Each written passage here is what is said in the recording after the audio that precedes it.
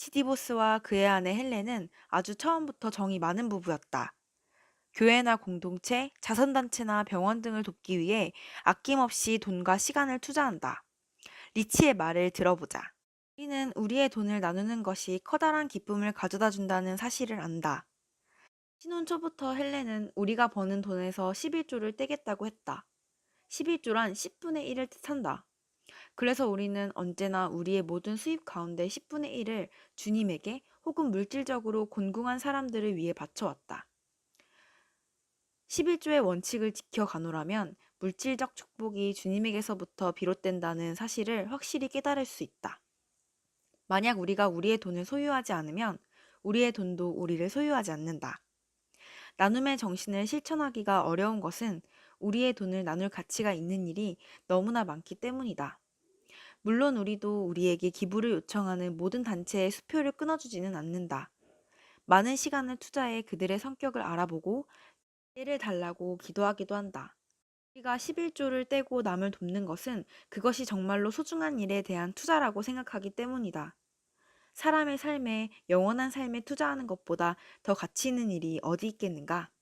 그래서 우리는 우리의 돈이 하느님의 뜻에 따라 가능한 한 가장 효과적인 방식으로 사용되게 하기 위해 기꺼이 숙제를 한다. 여러분도 돈이 들어오면 그 즉시 제일 먼저 10분의 1을 따로 떼놓아야 한다. 중요한 것은 세금을 떼고 난 순수입이 아니라 총액에서 10분의 1을 떼어야 한다는 점이다. 그것은 자신의 돈이 아니라 주님의 돈이라고 생각해야 한다. 그것을 자기 돈이라고 주장하지 않으면 하느님에게 바치는 돈이 하나도 아깝지 않다. 하지만 일단 자신의 주머니 속에 들어왔던 돈을 다시 꺼내 내놓는다는 것이 확실히 쉬운 일은 아니다. 마음 한구석에서 아니야, 그건 내 돈이야 라는 외침이 들려올지도 모른다. 그러니 돈이 들어오는 그 순간에 11조를 떼어놓는 것이 가장 쉽다. 하느님은 나에게 경제적인 성공을 가져다 주었고 나는 그러한 성공에 대해 누군가에게 미안한 마음을 가지고 있지는 않다. 하지만 가진 것이 많건 적건 11조를 내면 무언가 기적 같은 일이 벌어진다. 우리는 한 주에 100달러를 벌던 가난한 시절부터 수입의 10분의 1을 떼었고 그것은 지금도 마찬가지다. 나는 모든 사람들에게 그렇게 하기를 권하고 싶다. 리치와 헬렌은 자녀들에게도 11조의 전통을 따르도록 가르쳤다. 덕디보스는 이렇게 말한다. 아버지는 내가 버는 돈이 내 돈이 아니라 하느님의 돈이라는 믿음을 가지고 있다. 우리에게 일할 능력, 돈 벌 능력을 주신 분이 바로 하느님이기 때문이다. 아버지는 또 절대로 돈을 사랑하지 말라고 가르쳤다. 돈이 우리를 행복하게 해주지는 않기 때문이다. 만약 하느님이 돈을 주시면 그 돈의 선한 목자가 되어 나중에 하느님에게서 참 잘했다 충실한 종아 라는 칭찬을 들을 수 있도록 해야 한다. 댄 니보스 역시 다음과 같이 덧붙인다. 돈에 대한 아버지의 철학은 네가 먼저 주어라. 내가 가진 모든 것이 아낌없이 주어라. 하는 말로 요약된다. 아버지는 주는 것을 좋아하고 우리에게도 그런 마음가짐을 갖도록 가르쳤다. 톰 미시머 스위젠의 회고도 인상적이다. 한 번은 아메이의 디스트리뷰터 한 사람이 리치에게 이런 질문을 던졌다. 당신은 언제부터 재정적인 자유를 누렸습니까? 그러니까 언제 돈에 대한 걱정을 하지 않게 되었냐는 뜻입니다.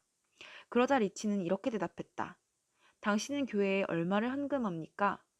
주님에게 11조를 바치기 시작하면 돈에 대한 모든 걱정이 사라질 겁니다. 옆에서 그 말을 듣고 있던 나는 가슴이 뜨끔한 기분이었다.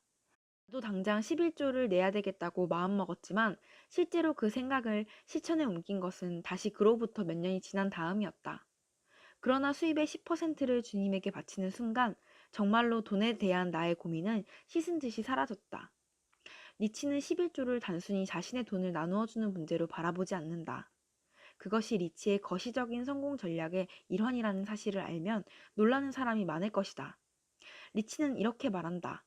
11조의 원칙은 반드시 보답을 가져다 준다. 하느님과 가난한 사람을 위해 더 많은 것을 나누면 나눌수록 나눌 것이 더 많아지기 때문이다. 하느님에게는 아무리 드려도 결코 넘치는 법이 없다. 한번 직접 시도해보라. 매달 총 수입의 최소한 10%를 교회와 자선단체에 기부해보라. 도움은 필요로 하는 곳을 찾기란 결코 어려운 일이 아니다. 그런 다음 하느님이 어떤 일을 하시는지 지켜보라. 속담 중에 아플 때까지 주어라 라는 말이 있지만 나는 그것을 기분이 좋아질 때까지 주어라 로 바꿔보고 싶다. 리치는 나에게 거시적인 부의 창출 전략 가운데 몇 가지 간단한 요소를 설명해 준 적이 있다. 버는 것보다 적게 쓴다.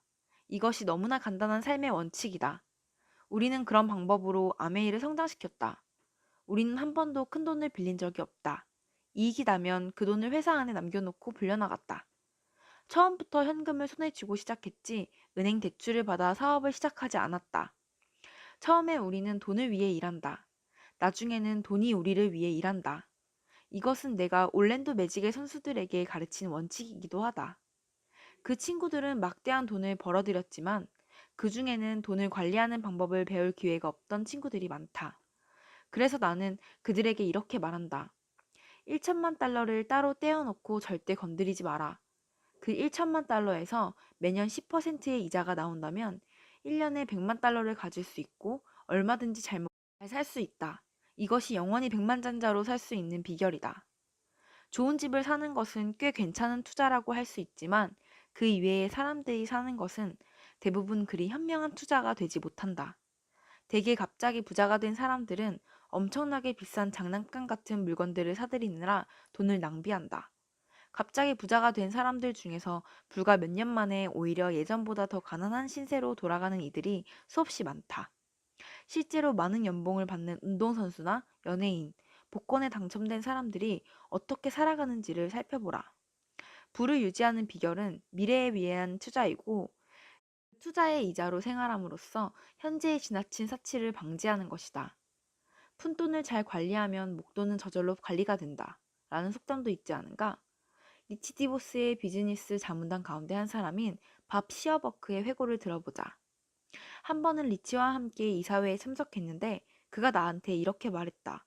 밥, 투자나 사업을 할 때는 아주 신중해야 하네. 돈이 많을수록 그 돈이 자네 소나기를 빠져나가기도 쉽거든. 리치는 언제나 사람들에게 큰 그림을 바라보라고 부를 이루고 지키는 가장 간단한 전략을 실천에 옮기라고 조언한다.